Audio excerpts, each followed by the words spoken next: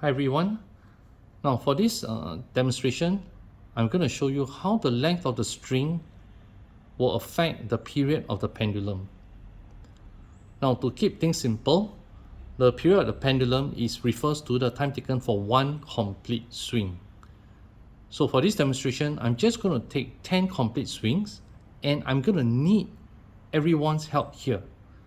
So please take out your handphone, activate your stopwatch, and then we're going to count the time taken needed for 10 complete swings together. I'm going to start now.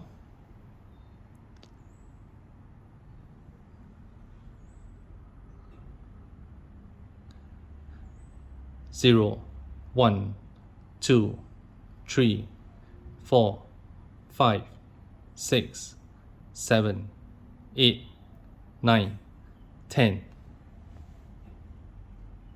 So there you have the time taken for 10 complete swings. So what does your stopwatch say? Please take note of the timing. And now what I'm going to do is I'm going to shorten the pendulum bob. Sorry, I'm going to shorten the length of the pendulum.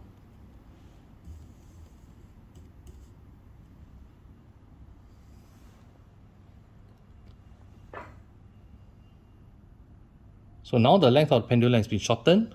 I'm going to start the swing now.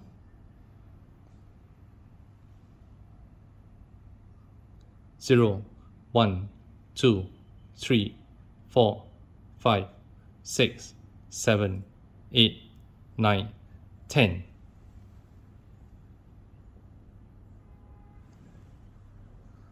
Now compare the time taken for the shorter pendulum to make 10 oscillations and the time taken for the longer pendulum to make 10 oscillations. What do you notice? So sometimes even without looking at the stopwatch reading, just by looking at it, can you tell that the time taken for 10 complete swings by the shorter pendulum is actually much shorter?